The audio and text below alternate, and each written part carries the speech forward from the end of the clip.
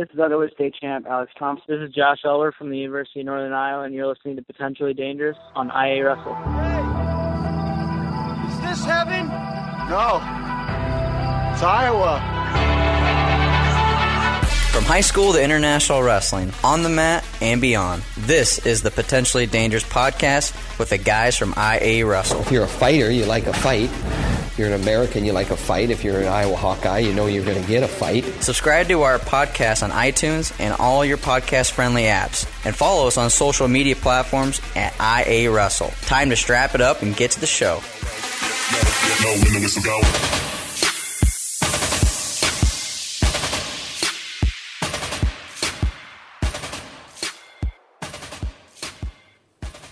Welcome back to Potentially Dangerous, episode 107. I'm your host, Tony Hager, here, joined by Ross Bartachek after a electric duel at Carver Hawkeye Arena. I was at home, I didn't get to see it, but you were there for the real thing. They brought the flames out, man. What was the experience like going into that duel and then being at it? Yep, like you said, pyrotechnics, man. They were going off.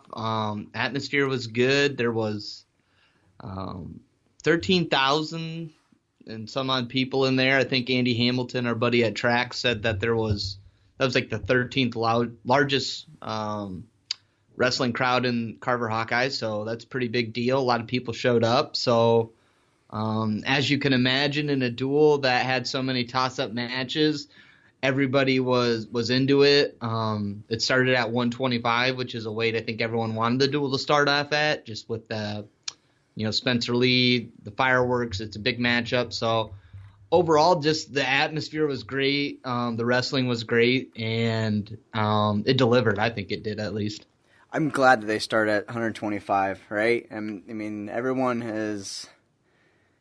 wants to see Spencer Lee that didn't get to see Spencer Lee last time. And they get their first look of an actual matchup. And then he goes out and put Piccinini on his back. He's up, was it 6-0 or right away? Did he get 4? Yeah, 6-0. I mean, when he comes out like that, I'm thinking, heck, we might be able to get a bonus here.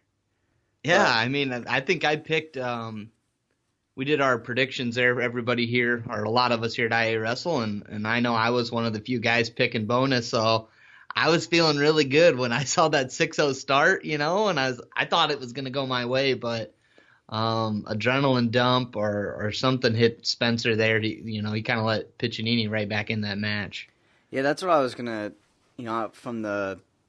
from watching on TV, it looked like he didn't I don't know if we could say break, but he just, in that third period, he just looked like he didn't have enough stamina to stand up and get out from escape. He ended up getting out, but it just seemed like he was, when you're a freshman, your bottom wrestling is usually the worst that you're at.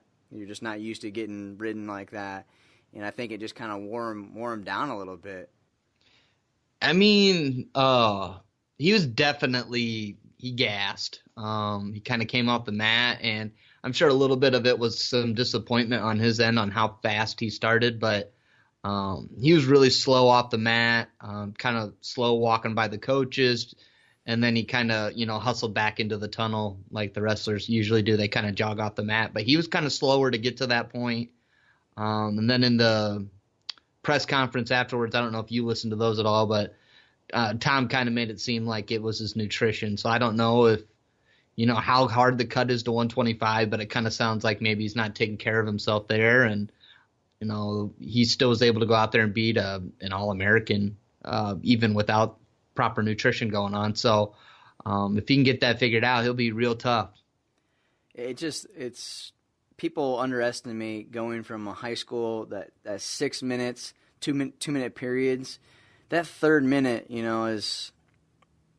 can wear you down. International, you've got 2, but it makes the match a lot longer, and people just really underestimate it. So I think that's just going to be time for him to have to figure out his nutrition, making down to weight, and then gearing up and getting ready to go right away, especially for a big match. Okie State under the lights, pyrotechnics. There's a lot weighing on him, but hopefully that match kind of gets some of those jitters out. But let's move to 33. Yeah, I thought I had Cade Brock getting big here, but I had him getting a decision, I believe. But Phil wrestled all right. Yeah, I think he held himself in the match, but he didn't really have anything for him, right? He just he'd wrestle a smart match, try not to give up bonus points. But that third period, Cade Brock just kind of put it on him, didn't he? Yeah, I don't know if we talked about this last week on the podcast or not, but I know I've said this out loud that I thought it was going to be Phil Locks wrestling. Kind of like last year, he went out there and what he did with Tomasello and kind of slowed him down and saved in that Ohio State duel. Tomasello didn't get a major. I think he held him to just a regular decision. And that was just kind of something where, in this situation, maybe Paul Glynn is your guy. Maybe Tom Brands is thinking he's the in-house leader, but he's a little bit more aggressive. He's hungry. He's trying to, go out and do something. And in a situation like this, he might put himself in a bad situation where he gets caught. So, I'm not surprised it was Phil Locks, and he kind of, that was his job. Don't give up a lot of bonus. And, you're right. Brock really turned it on in the third period, but, Phil did what he was supposed to do, I think. So major decision from Brock, put the Cowboys back on top, and then 41. I didn't know what to expect here. I was expecting a controlled match from Dean Heil.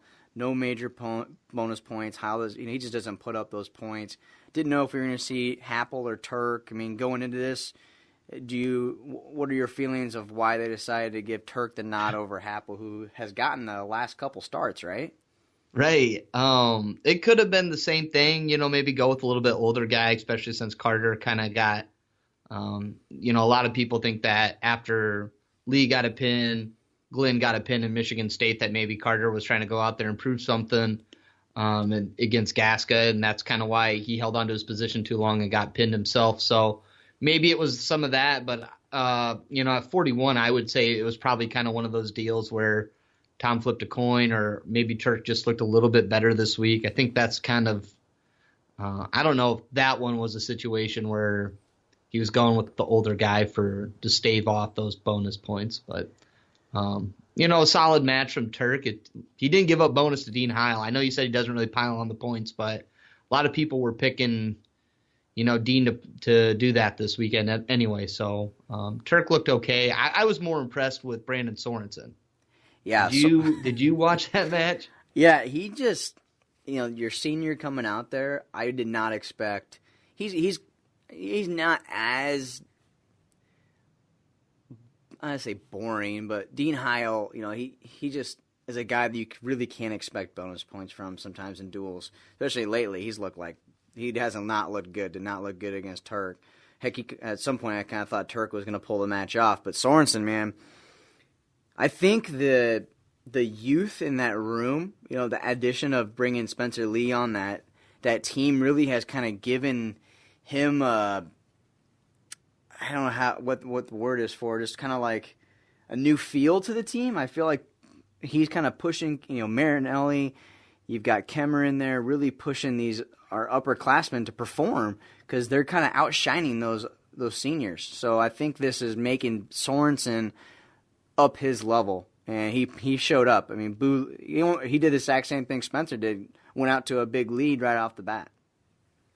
And, it's kind of funny looking at our predictions, other predictions, how many people had Sorensen winning, a tight match. Everyone thought maybe it'd be like a takedown match. Just Sorensen really doesn't blow a lot of guys out of the water, and they had Kemmer winning by tech fall. So how funny was it that everyone's expectation coming in ended up getting flipped? Iowa got the same amount of team points at 49-57, but I don't think, you'd find very many people that thought 5 points coming out of 149. So, it was a huge performance by Sorensen to get that really, I don't know, that brought everybody to their feet. So that was just kind of something unexpected.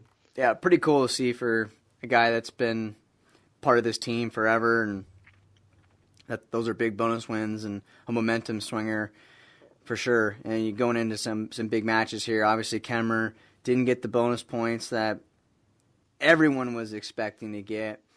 And then, Marinelli comes out, and quite frankly, for me, I mean, he won 5-2, but from what I could tell, I think he just mentally beat him, physically beat him. He looked a lot better than Chandler Rogers, and I think this is going to give him. He's already undefeated, right? But you go in, you dominate a guy that's top 8 in the country. That's got to give you a lot, more confidence going into the second part of the season. Yeah, I mean, he got in on a lot of shots, and I think both of his takedowns were off counters. So, I mean, it was good that Marinelli was in on those attacks. He wasn't able to finish, but when he did let the guy on in, Rogers in on his leg, he kind of did it to his advantage. So, good on Marinelli to, he's really had pretty much all facets going except for finishing when he did an attack. But did you see any of the drama with John Smith losing that team point? Well, they kind of on Big Ten Network, both the announcers didn't think it was warranted, or they didn't hear anything, so they didn't show it, or at least I didn't catch it anyways. I had both my kids, so I wasn't like glued to the TV. But from your vantage point, what kind of went down? So I didn't see. I think it was during Spencer Lee Piccinini the first time Oklahoma State got a bench warning, and that might have it was off I can't remember. I think it was like on a restart maybe, but I know Spencer was kind of standing off to the side. Piccinini was getting set on bottom, so I remember the first warning. And the second one, I mean, it just kind of really took me by surprise. So I would say no, probably wasn't warranted, especially since if you're a ref in Carver Hawkeye Arena and you're going to give Tom and Terry Brands the amount of, what do you want to call it, the longer leash that you normally give them, I think for another opposing coach, you should probably give them that same respect, that same leash. So I thought the second call, I didn't really see what could have caused it. So to me, not warranted, but in the end, at least, I think the most important thing is it didn't matter in the outcome, because if that would have been the case, everyone would be talking today about how John Smith got carvered. Yeah, I'm glad it didn't come down to that, because you'd have the Hawkeye haters coming out in full force, and the people back in Iowa would be straight up, complaining that you're, bagging on Iowa, thinking that mattered. And at the end of the day, you don't see that very often. You see a lot of warnings, and it's kind of this idea that these officials just have so much control in our sport. It's crazy how they can dictate a match, and I don't know what the right answer is, but right there alone, that could change a duel in a match like this where it's 50-50, 5 matches per school, the way I had it on paper, anyways. Tom Brands, Terry Brands, all those guys have probably done stuff that's been warranted. That just shows you the difference between officials, too. Trying to control the match is difficult, right? What I don't understand is, so the Big 12, right, only has to have one official? Like, Big 12, I think, or maybe it's MAC, like, they only have to have one official. But I thought the Big 10, they required 2 officials. I only saw one there last night. No backup official. Yep, there was only just one there last night. Do they normally have 2? Jeepers. Now you're going to be testing my Carver knowledge. Well, why the hell not is what I'm trying to say. Why not have 2, right? Right. We have 2 officials at high school duels in Iowa, and we can't even get it right. Man, that's a whole other subject here we'll talk to you about the Valley duels. They're absolutely horrible refs, but why do we not have 2 refs at Iowa versus Oklahoma State? Maybe it's that Big 12 thing where you're only allowed 1 official or something. So I don't know. For sure. I mean, I think that's obviously a matchup that warrants it. But I was kind of thinking about this a little more when somebody said, you think about every other sport and how the coach can't really, a coach doing something never impacts the team score, right? But what would be a sufficient penalty then if you do have a coach, in violation of that control of the mat area, if they're running on the mat, if they're doing something they shouldn't be? I mean, in our sport, what can you penalize them with? Because you're not going to force it on the individual matchup. So it's got to be something outside of those two wrestling. And is it just a fine, or what can you do? Well, why do you say it can't be on the individual matchup? Why couldn't it? I don't see how, and I don't really want to use like a specific coach's example, but if you do have a head coach that's running out onto the mat, saying something, trying to get the ref's attention, why should that then, like, okay, we're going to take a break and now it's the other wrestler gets to pick their position, or what would you inflict on the actual individual match that's going on? Because that completely changes everything. And, that wrestler who's out there has no control over what his coach is doing, and that's going to impact him. If he loses this matchup, now all of a sudden his Big Ten seed could tank. Now all of a sudden, how that impacts him at NCAA. So if you do something to change a match that significant in such an individual sport, I feel like that's not an answer either. I don't think it's. I think both are pretty harsh, but maybe because you warn the bench once, right, and then they deduct a team point. Maybe have two bench warnings and then it's a team point, or if it happens during the match, I feel like maybe you do.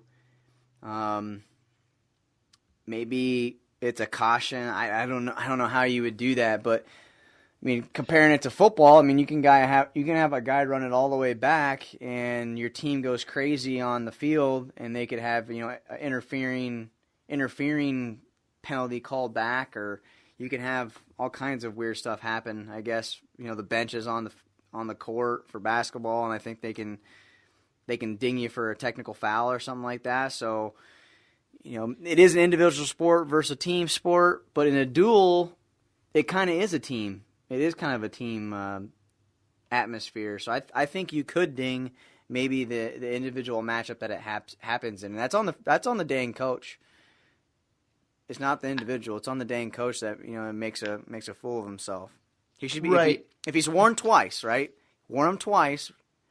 They should well know that they can't be John at the official. If they have a problem, they need to throw the brick out there, which should not be warranted for a call, or warranted for a team point deduction or a caution, where the hell we would call it. They just throw the brick if they have a problem instead of just yapping all the time. I just don't think, if it goes the other way, if, trying to think of a matchup kind of like Stoll and Derek White, where you have those two guys wrestling, and because something will flip the result. Something that Tom or Terry did ended up awarding Derek White a penalty point because of the coaching staff. Now you're going to penalize Sam Stoll down the road, or you can take a team point in a duel that really doesn't have any impact on the season at all. Maybe you get a worse matchup at national duels. So to me, taking away a dual team point is meaningless. We shouldn't get worked up over it because it doesn't mean anything.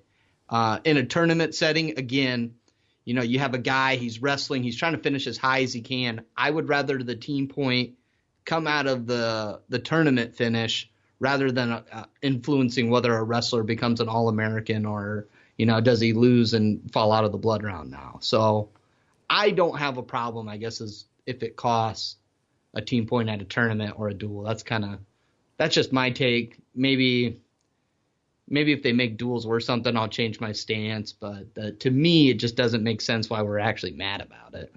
Yeah, I definitely see your point. I'm for it. Somebody has to be penalized. There should not be a penalized for it. A point for it. I like it the way it is, but if you're looking at doing it something different, the only way you could do it is the individual matchup. For sure. I think keep it the same, and with tournaments too, keep it the same. In tournaments, it usually never is a problem, but that's just my opinion. So that happened, ended up having no effect. I wish I would have been in Carver because I imagine people were, booing John Smith, but I wasn't there, so I didn't get to see it. Did people in the crowd know that this was happening, or did it just kind of go by the wayside? It did get announced, and then I can't remember, like after Kemmer won, or everyone kind of felt pretty confident that Kemmer was going to win that matchup. When Oklahoma State lost that point, it kind of felt like, that was the duel, because I think a lot of people were pretty confident that between Marinelli, Bowman, well, I guess any of those last five weights, you felt pretty confident winning two of them. So when Oklahoma State lost that point, it kind of felt like the Hawkeyes should be able to come out of here with a win. So I think it swung a lot of people, and it probably impacted the energy of the crowd, down the stretch, knowing they had that kind of confidence going down the stretch. So the matches after, all this go down, Gunther,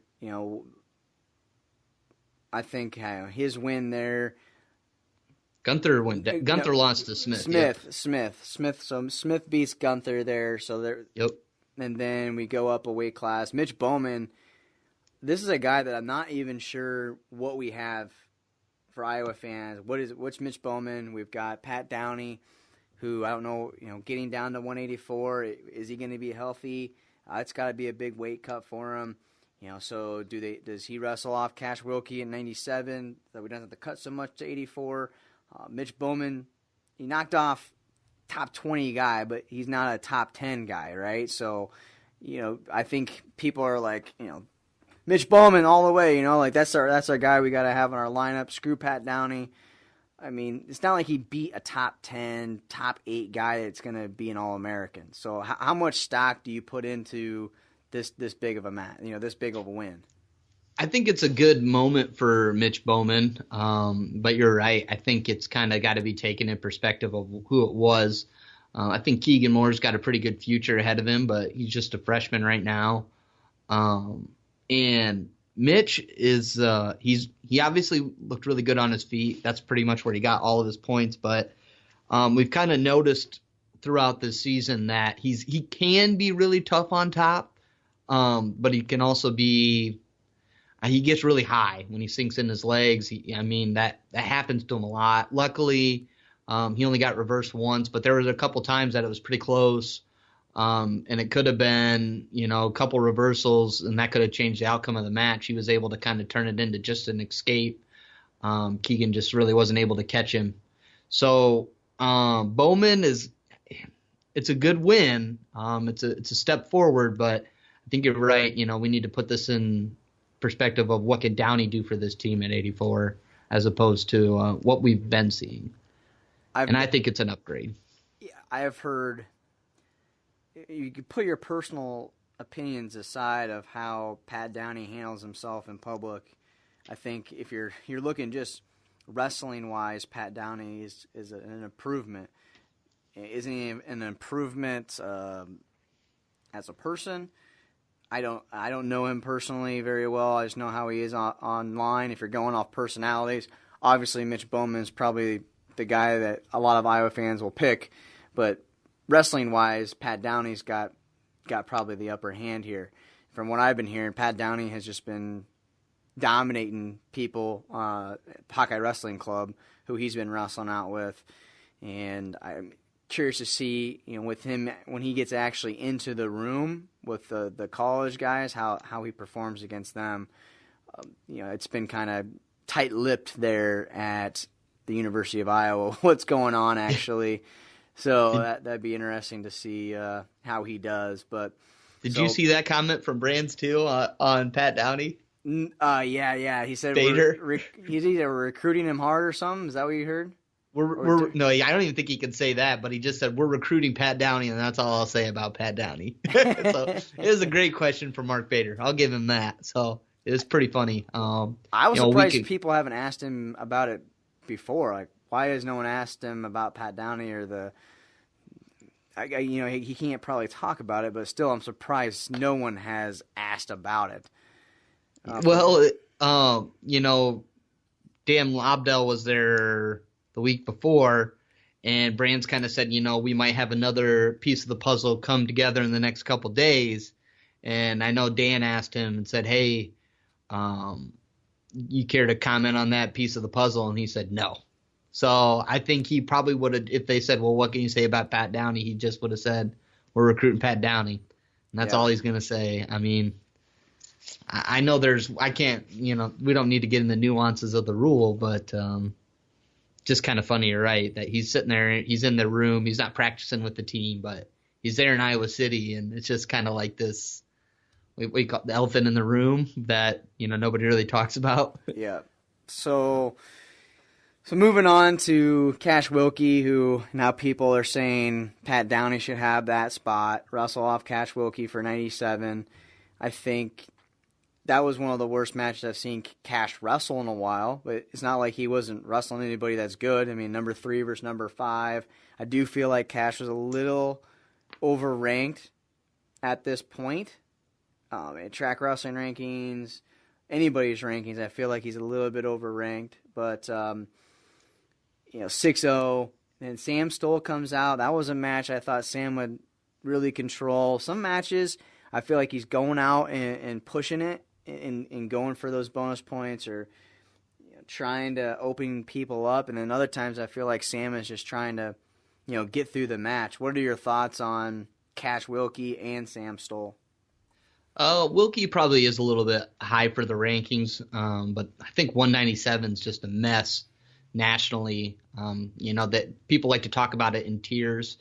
Colin Moore's obviously really good. Hot from Virginia Tech's pretty good. But Moore's a clear number 1. Willie Miklas is we like Willie. He's from Southeast Polk. He's a tough guy. All-American contender, but even he got major decision by Jacob Warner, true freshman.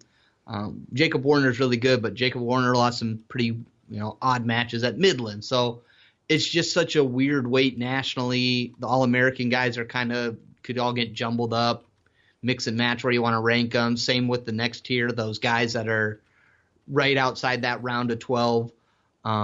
So not surprising. Wilkie, he's a tough guy, but I think Weigel's just a little bit better. And as for Sam Stoll, I've noticed him get a little bit more offensive there right at the end of the first period. I don't know if you've been seeing that too, but he likes to take that shot, and he did get in on Derek White's legs.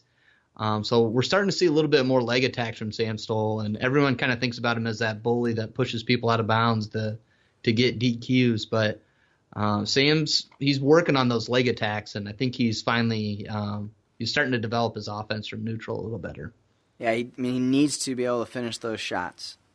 Those are the shots he's going to have to finish to get on that award stand. Have that shape in check. I know he's working on that too. But overall thoughts on Iowa, Oklahoma State, or just this Iowa team at this point in the season? I think it was a good test. Tom said it best, where you don't pat yourself on the back too much in January, but this was an instance where, this kind of showed this young team where they're at. You talked about it earlier that, that win for Marinelli could be a stepping stone for him to go forward over Rogers. That could be huge for him. So we'll see. Maybe this was good for Spencer Lee to figure out, hey, this is what I got to do nutrition-wise, because he's got Nathan Tomasello coming up next week.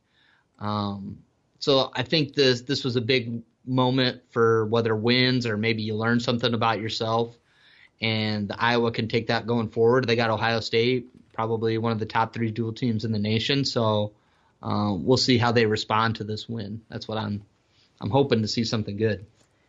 I think as far as my takeaways go from this team right now, I feel like the Spencer Lee coming on this team really has lit a spark plug underneath some of these guys, some of the older guys that we actually have. We're not a top, we're not finishing 10th, we're not finishing 8th, and we have a legitimate shot at bringing home a trophy.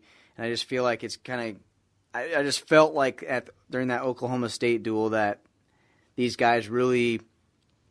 It's so hard when you lose. You lose 25, 33, 41 back to back to back for these other guys to be positive, stay positive, right? So I feel like Spencer Lee at 25, whether they lose 33 and 41 in these duels, that is a little bit of it's just such a great way to start a duel and doesn't start it negatively. So I feel like that is just going to be huge momentum for these guys when it comes to tournament time, when you've got someone that can go out there and score bonus for some of these tournaments coming up, and duels too. Duels don't really matter right now, but tournament-wise, Spencer Lee is a huge gift for the University of Iowa. So let's move on here, Ross, to the Virginia duels. Man, I had the flu this weekend, and we were streaming Friday night. We streamed Denver versus New Hampton, which Denver I guess you could call it an upset. And New Hampton's number 1 in 2A, Denver's number 2, or New Hampton's number 1 in 2A, and Denver's number 2 in 1A. Upsetting them, controlled the match, dominated the duel. So we had that Friday night, and then Saturday we were at 3 different venues, Valley duels. We're at Ed Haydenfeld, and then the Bob Sharp. It was a pretty crazy weekend, and all while the Virginia duels are going on. I know you watched a little bit of Iowa State. You and I got third, but what were your takeaways from Iowa State's wins that they got that I was impressed and didn't think that they would get? It was a huge weekend, I think. I think a lot of people were wondering what this team would be this year. Early season results kind of left you wanting more from Iowa State. You let your expectations down maybe. Then they got that win against Oregon State, and they kind of carried their momentum. They upset Virginia. I don't know about dual rankings wise. Pretty sure Virginia wasn't ranked, but for all intents and purposes, that was an upset. It was built off the strength of 41 through 57 has kind of really taken some gains for Iowa State. Kanan Storr got a win. Jarrett Dagan got a pin, and then Chase Straw came out and beat his guy by tech fall. So that was a huge win. That was kind of just some big momentum. Iowa State's going to be giving up, probably bonus points at 125 from here on the rest of the season. So, for them to win 3 duels down in, out in Virginia, that's more than you'd probably hope for. And it's definitely, really, really encouraging, I'd say. Did you have a chance to look at any of the results or anything like that? I know you said you were pretty busy and sick. So I didn't. I was trying to manage all these high school events. I was following a little on social media, and it looked like they were getting on a roll sometimes. And that's what, in these duels, you can get a couple of guys that are not supposed to win or get bonus point wins. It really, you can just see how it changes the whole difference in a duel versus a tournament. So it just looked like Iowa State got rolling a couple times that they haven't been able to do in the past duels. They've won a match, lost a match, or lost a couple, then win a match, where a couple of matches went their way, and that can really kind of spitball some stuff. One thing I wanted to get your opinion on is I had some people ask me about Austin Gomez. Earlier in the season, when I interviewed him, he had a concussion. Have you heard anything about his health? We're going to see him at any opens. What's going on with Austin Gomez? I think they're playing it pretty safe with Gomez and the concussion thing. I haven't heard anything official from the team or, really, really deep insider, but just kind of the talk is that they're kind of protecting Gomez.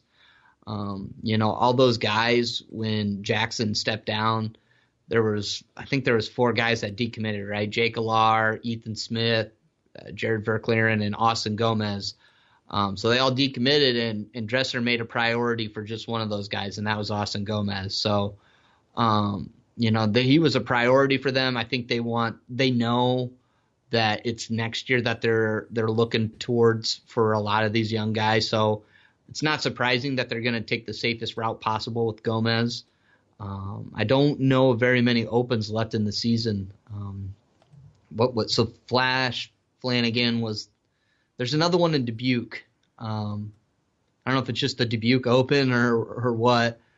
But there's usually one more in Dubuque. And then, like I know Doug Schwab has said that pretty much all of his guys are done doing opens pretty soon. They're going to start, getting the guys ready on the team. So I don't know if I'd even really expect to see him this year. Just maybe one open, but I'm not really expecting too much from Gomez.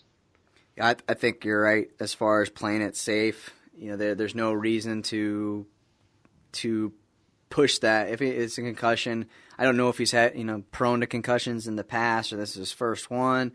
But man, when I interviewed him that one day, he just didn't seem like his normal self. I guess not a guy that I've interviewed a lot, but have talked to in the past, and he just didn't seem his normal self. But so hopefully we get to see him get better and get on the mat maybe this summer, because that's what he's good at, right? Freestyle. Hopefully he can get on the mat there for the Cyclone Wrestling Club. But UNI, this is a team that I still don't feel like I know what the heck we've got in Cedar Falls, really. Sometimes they can win big duels, and other times, it's all about matchups, I think, with UNI, with who they've got. But they came away with a third-place finish at the Virginia Duels. What are your overall thoughts on Northern Iowa? I think, you got a pretty good feel on that. Jay Schwarm was pretty big with he pinned his first two guys in the first period, I think. So he's been a really big bright spot for them. Max Thompson scoring bonus points. That's kind of really what they need out of him. He's already kind of a leader, but they really need that production to, really carry him in duels. Lujan's tough. I think he, his only loss might have been to Valencia there of Arizona State. So, Arizona State kind of looked tough against UNI and Iowa State in both of those duels. So, overall, UNI met expectations. They're a tough team. Everyone knows that. And, they're young. So Schwab's really pushing the development of his guys, because he knows it's just not – he had that quote, just because you're a year older doesn't mean you're a year better. So he's doing a good job pushing that development and not letting guys stay content. The one question I don't get is Rudy Yates at 133, and if we're ever going to see him. I thought I saw him in the picture, the team photo, that he was there, but I think they used Jack Wagner all weekend. Yeah, I think he just has a horrible time with his weight management. Like, he's built.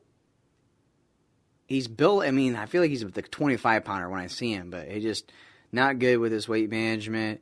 I think, Jack Wagner is he's a highly emotional guy, and I don't know how his future will look like there at this level, honestly. So I don't know what they're going to do with 33 for UNI. I haven't looked to see kind of how their Big 12 will play out, of how many they will get through. Eric projected that at one point, right? Yeah, he does have there is something on our website that has projected people, so I'll have to go check that out. But he was I don't think he was very high.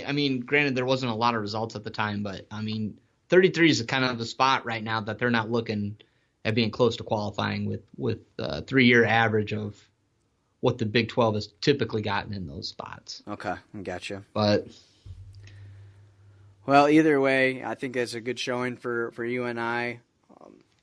Arizona State just got too many guys that are their upper weight classes are just dominant. You have to pull up upsets early on in a duel against Arizona State, and you got to get bonus points too. And you're just not going to score an upset with some of those guys at the top, with Valencias, Hall, Shields. So your lower weights just really have to pull through, and that's just something that UNI just doesn't have to put up bonus points. So let's move on to that crazy weekend. Wow, we've talked a lot about college. Just move on to that crazy weekend of in high school wrestling. Two of the biggest matchups we've seen all year.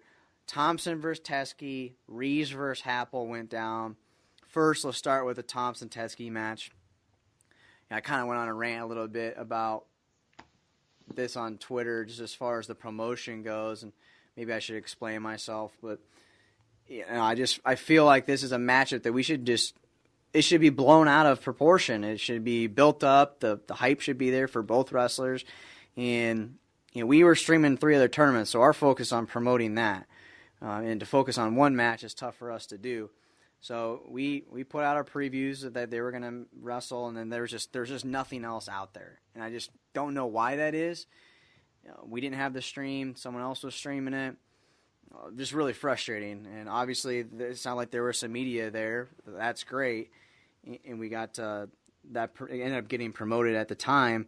But leading up to there, people didn't even know the match was happening, so there wasn't fans that were flocking to the venue at Jayhawk Invite, which I just feel like that's what we need. These big matchups happen; they should be freaking on the news. And when it comes to the matchup, I thought Thompson,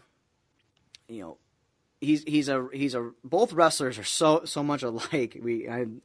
They're very smart when they make their attacks. Teske is a big move type guy. We've been able to see if he gets down, he's able to go to that big move. But Thompson was really calm and collective through this matchup. What are your thoughts on it? Yeah, just kind of wanted to build off of what you said promotion wise, and I don't want to belabor the point. But the significance of the match is obviously huge. I mean, I know Andy Hamilton's an Iowa guy, but when track wrestling's talking about it's obviously it's something that's getting recognized nationally. These guys are going to Nebraska, Penn State, 2 big, huge Big Ten teams, I should say. So I mean, these are nationally renowned dudes, and they delivered in their first match at Council Bluffs. This should have been really talked about, especially how these two treat each other after the matchups. Both of them tweeting nice things about each other. They kind of had a nice little moment. Teske was kind of, that probably was a little bit of a tough moment after losing, so he kind of took a moment to get up, but they were right there shaking and hugging. There wasn't like an angry shake hands. It was just really good respect between 2 competitors. As far as the individual match goes, I thought Thompson did a better job controlling ties this time around. And to me, that's kind of what the difference was, that Thompson was in control. And I think at any given day, this is one of those things you can wrestle 10 times and both guys will win 5. It's just one of those things. I think they're so even. Yeah. I mean, Thompson got a little bit of a lead. I felt like he just kind of was pushing it a little bit, and I was at the point I was like, okay, Thompson's pulling away here, and then obviously Teske just has stone cold nuts and is able to come back and make these matches tight. And I do feel like these guys wrestled multiple times, we'd have different outcomes, and that just shows how great of wrestlers they are in the state of Iowa. 2 pound for pound top guys, I think, in the state. Joel Shapiro should be in that equation too. So that match goes down. Epic. Now we need a rubber match. Hopefully we get it at War at West Gym. We tried getting it set up last year. Didn't happen. Obviously we're going to be pushing it a lot, but we're not going to push it, at least I'm not going to push it until these guys get 4 state titles out of the way, and then hopefully we can get that match set up. Maybe if I ask them here in the next week or so, can maybe get that done, but I just don't want to put more pressure on them than trying to win 4 state titles. So if we don't get the matchup, kind of you understand where we're going from, but because I know Philip Mooney wants Teske again. That's just going to be whether Teske wants that matchup or not, but that's a huge matchup. Let's go to Reeves Happel. Reeves straight up dominated this match from his feet, from all position. I felt like he could have taken him down, let him up, and we both were on Reeves last weekend when we were looking at this matchup. Did it go though? Did you think that he was going to be able to take him down at will? Did you feel like maybe age played into a part of this matchup and nerves got to Happel?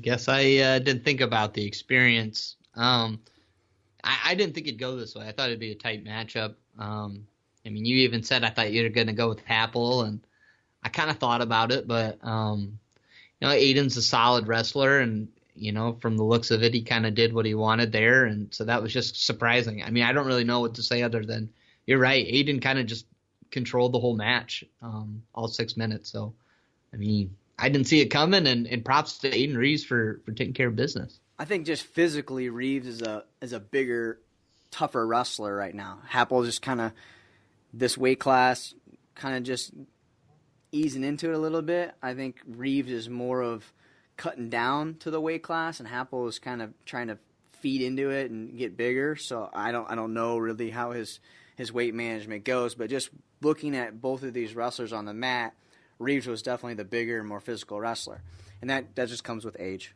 in my opinion. And again, I've never wrestled either one of them, but looking at them, age definitely played a part in this matchup. So I don't know if we'll see this matchup again or not this season, but you got to point to Reeves all day long. Reeves versus Happel. Another matchup, there wasn't a ton of. I guess was 165. Was there a big one at 165 or 170? What weight's Sloan at? 95. He 95. wrestled Tyrell Gordon. Yeah. So Tyrell Gordon, I mean that was Tyrell Gordon is a guy that a lot of people are high on right now. I think he went in that matchup. A lot of people went in that matchup thinking that Gordon had a big shot. What are your thoughts on the way that, I guess, the final results? Because everyone's been chirping in our ear. Tyrell Gordon, Tanner Sloan, 7-4 decision. It's those guys are a little bit. They're both a little inconsistent. I think you're right. People kind of chirp, and I think that's where a lot of the Tyrell. I don't want to call it hype because he's kind of delivered. Obviously at Fargo. So, but I think that's where a lot of that's come from. Sloan he's always been a solid guy. He was a state champ as a sophomore. He lost. I think he got third last year. He's a really tough guy. I'm not surprised that Sloan won. I think that's who I would have taken. But I think that if we had a rematch, say War at West Gym, I definitely think Tyrell Gordon could come out on top of it. But I think in my gut, Sloan's the guy. I'm a 1A guy, though, so, I kind of skew my favoritism there, unfortunately. Gordon, I think the hype, that was his opportunity to take the moment, I guess, there. So I think the inconsistencies that you have in the folk style wrestling, you might be seeing that. That could be definitely a matchup that we could see. Someone else called out Gordon at War at West Gym, and I can't remember who it was off the top of my head. But man, we got to start figuring this out. Who's going to wrestle in this event? But some of the matchups that I want, there was great tournaments going on down all over the place. Bettendorf Midwest Shootout, which has turned into a really tough tournament. Lucas Uliano from Waukee went down again, highly ranked freshman. He went down at 106 for Waukee. I think some matchups to look at is you saw Zach Price wrestle state champ Matt Robertson from Davenport Assumption. He beat him 10-7. So big win for Zach Price. Other matchups, Nelson Brands didn't wrestle anybody. Anthony Zach versus Hooshagen. That was a little bit closer match. I believe Zach majored him last time they wrestled, but still was able to beat Hooshagen 6-0. Broderson walked through his tournament. Geez, I think he had 4 falls in like less than a minute and 30. So Broderson continues to impress. 195 was stacked. No, 195 wasn't stacked. I was thinking of different tournament. 220, not a lot there. So that Robertson Price was probably the biggest matchup of that tournament. One thing we didn't talk about this that hasn't really been talked about yet. We talked about building up matchups, and this is one I think a lot of people don't know that's going down.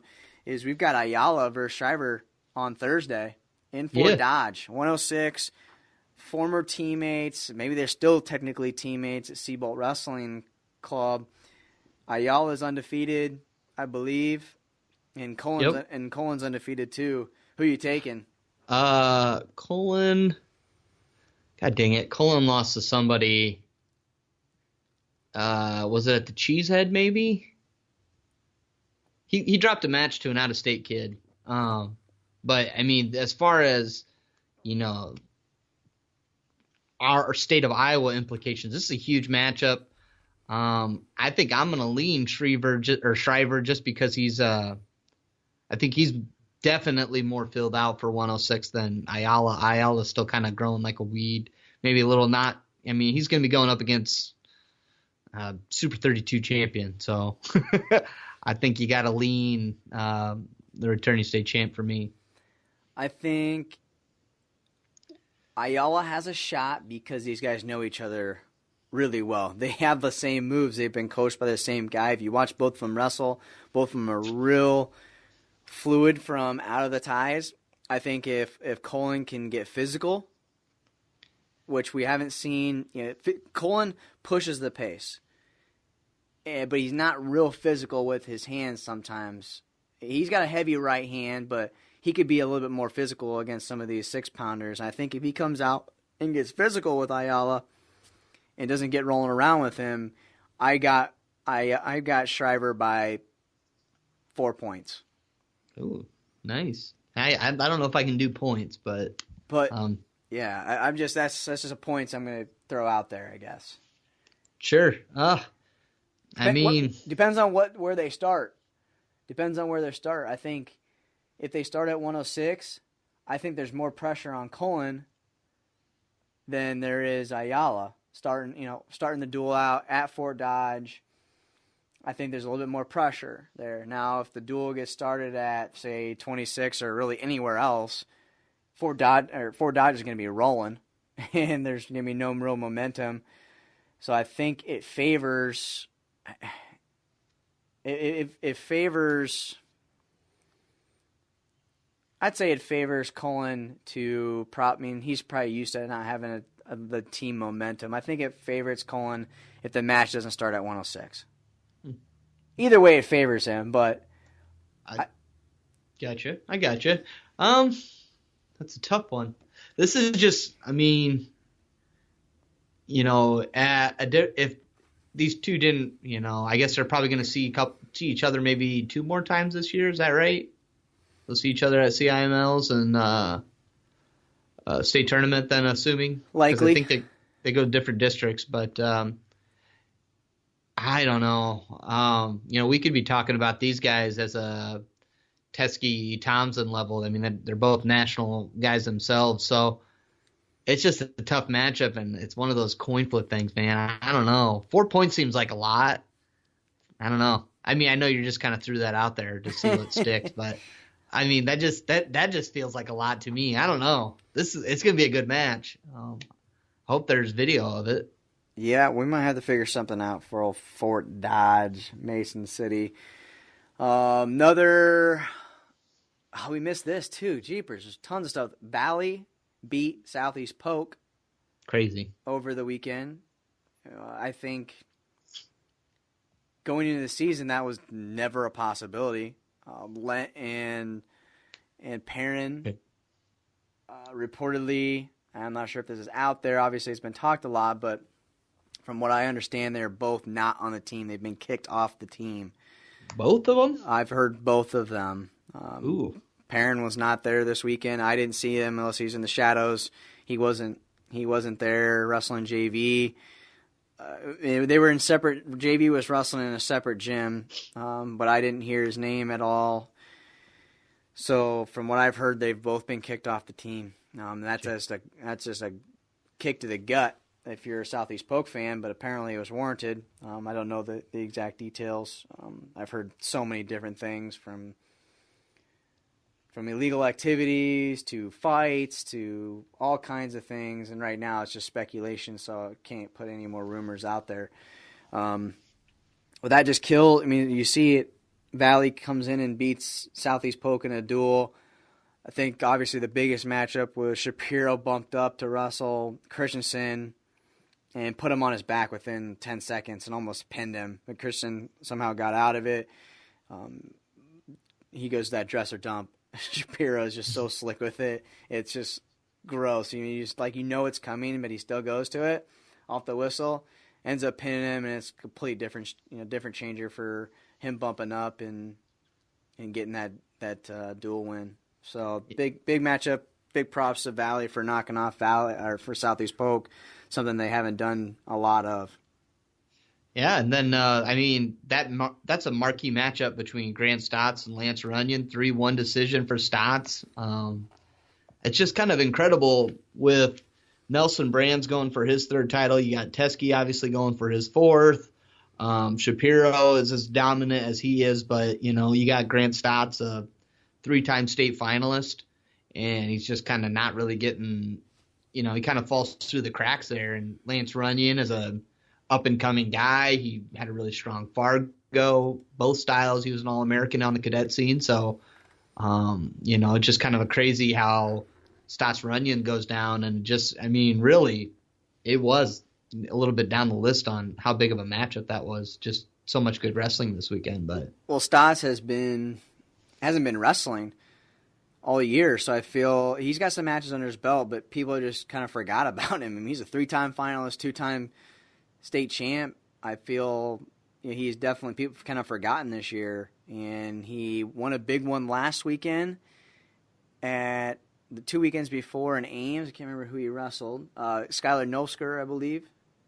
That was huge. He beat Skylar, so number 2 in 2A, and then he just knocked off Lance Runyon, and he dominated from his feet. Lance just didn't take any shots, or he couldn't get any shots. And Stotts was able to just wrestle a real smart match against him. So that's another matchup that went down. I'm probably forgetting a lot, but we went through quite a bit there. It's pretty so much. It's pretty impressive. A lot of good wrestling that went down this weekend. I think obviously with Ed Winger Classic, we won't be streaming that this year, unfortunately. You can. I guess I won't comment on that. So we might be at the John Harris tournament, though, in Corning for the first time. They have opened up their doors. We're just trying to make sure that we have quality internet to stream from. So we'll be hopefully in Corning, Iowa this weekend, bringing us some Southern Iowa wrestling. Hopefully. But let's get to this as well. The Mr. Wrestler of the Year award. We'll end the show here with this. Over 60,000 people voted for this thing. Over Class 3A, Class 2A, and 1A. And you can only vote once a day. So this thing went for 30 days. Strong showing by how crazy Iowa wrestling fans are that get behind some of their wrestlers. Props, Nelson Brands, he ended up winning the vote in Class 3A. Michael Blockus in Class 2A and Brian Sadler in Class 1A all got an extra vote. And I think that extra vote in Class 1A for Sadler is how he got into the top 10. So big. That's the main reason why Sadler got into this class, this top 10. So what happens if you're not familiar? Again, there's 12 votes from the IWCOA committee official.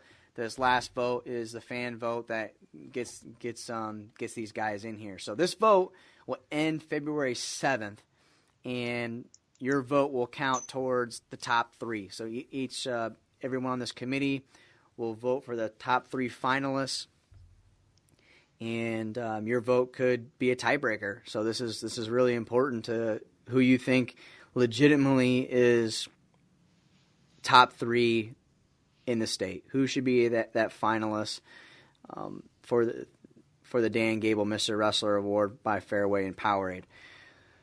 You can check it out on the website. It went out on Monday afternoon. I mean, there's just a list. There's 30 names here, so we won't bore you with all the big names here. But 3A needs to step it up. They lag behind in the polling. I saw the numbers, and if you ask me, 3A is the hardest to try and narrow down to 3 guys. So they really need to pick it up because you could see somebody get left out if a tiebreaker vote is needed. It's really important. I feel like the 3A poll is like the most important, right, on this round. Yeah, there's the top 3. There's lots of people that could be in the top 3. You got Brody Teske. This is the top 10 here. Let's go through this since we're talking. sorry, but no. I mean, this 3A is nuts. Brody Teske, Nelson Brands, Colin Shriver, Joel Shapiro, Drew Bennett, Kyle Biscaglia, Ben Saracen, Anthony Sherry, Cade DeVos, Grant Stotts. So Teske's got 3 state titles. Brands 5 of those guys could have at least 2 titles. So let's count these state titles. You add this up for me. Teske's got 3. Brands has got 2. Shriver's got 1. Shapiro's got 1. Bennett, 0. Biscaglia's got 2. Saracen's got 1. 0. 0? Yeah. Sherry's got 1. No, I don't know if Sherry has won one either, has he? I thought Sherry won last year. He lost to Lyon in the finals. Max Lyon? Yeah. Did he win the year prior to that? Cade DeVos, no state titles. Grant Stotts got 2. My top 3, I've got to go with Shapiro, Teske, and Brands. See, I would think that's probably my leaning too, but with, we've said it already. Biscaglia, Biscaglia, Stotts, and Shriver probably need to be in the running. So that's why there's like another 3 guys that they're right on the cusp there, man. Well, I think it's just kind of like the Hodge. Like, as far as, like, we don't know how or who should win. So if you're looking at it like overall picture of type of wrestler they are, yeah, Stotts should be in there, but he hasn't wrestled at all this year. Shapiro gave up 1 point all season. He gave it up this weekend, and it was because he let Christensen up. So, to me, Shapiro. Yeah, Shapiro's got a case to win it all. I mean, I guess I don't know. Is this is supposed to be a season achievement, right? Not because that's why Teske would probably be the favorite if it's career achievement. It should be a season. In my opinion, it should be a season award. Agreed. Teske's been there before. It's kind of like the Hodge. The Hodge pisses me off too because someone wins a 4 state titles, maybe, or 4 NCAA titles, maybe they weren't as dominant. I saw Alex Daringer won it a couple years ago. Zane Rutherford was the most dominant, so why didn't he get it? It's because of that. It's because of that narrative. Right. You don't want Brody Teske wins 4 state titles and he doesn't win Mr. Wrestler of the award. So it's kind of, and he lost. He lost this year. So how should voting go? That's what I think we need to figure out with this award is it the most dominant wrestler, most valuable wrestler towards a team? And it'd be hard for anyone to argue right now that it shouldn't be Joel Shapiro.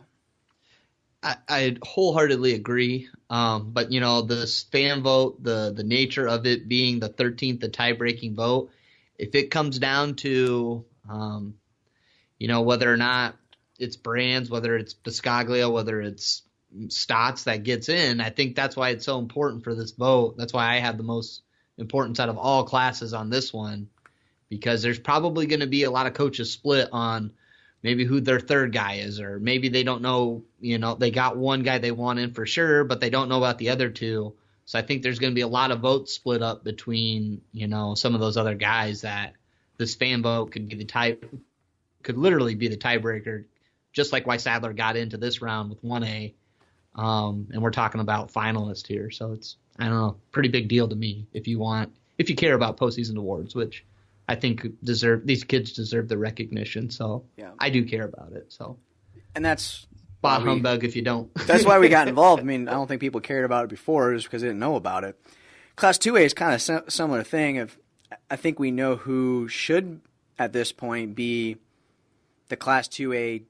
It should go to Michael Blockus right now. He's just been dominating everybody. But who should be in the top 3? You got Esmoil, Aiden Reeves, Julian Broderson, who's been dominant. You got McConkey. He lost this year. Cooper Lawson. I would say there's going to be an odd man out between Esmoil, Reeves, and Broderson. Who's going to be that odd man out? That's a tough one. I agree. Yeah, so, I mean, we got a couple weeks to kind of watch this play out. I don't know if any big tournaments that could really shift things. Maybe conference CIMLs could kind of shake things up for 3A. Because it's the weekend of, is it 1A sectional, 1A, 2A sectionals? Is that when it's done, or is it district? It's the week of district, so February 7th is when it will get over with.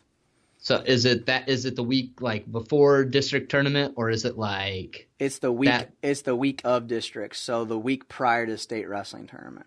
Gotcha. Okay. So I mean, we got some time to kind of see how a lot of big matchups kind of come down the pike here. A couple guys meet a couple more times. I think that'll really help whittle down the list as far as the committee perspective. So I just think it's going to be really entertaining. We put it up today as we record this. So I don't know. I'm kind of fired up about this right now. Now that we're in the top 10 and we're going for finalists, it's like, it feels really real.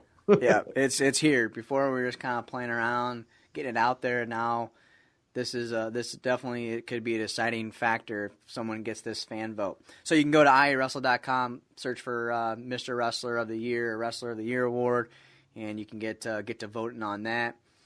Brian Sadler from Jessup came out. His fans came out in droves, and heck, Alex Thompson got third in the fan vote. So that wasn't something I was expecting. So kudos to that fan base for getting that done. Again, iawrestle.com, the only place you can vote for the fan vote. Thank you to Fareway and PowerAde for being a part of that, and then obviously IWCOA for leading the way and keeping this real important in the Heisman of high school wrestling together here for the state of Iowa. That's going to be it for Potentially Dangerous episode 107. A little long, over an hour probably of wrestling talk for you, so hopefully you didn't turn us off. For those of you that stayed with us, we appreciate it. Rate and review us on iTunes at bit.ly/potentially dangerous. We'll be back next week with Potentially Dangerous episode 108 right here on iawrestle.com. Get low when the whistle go.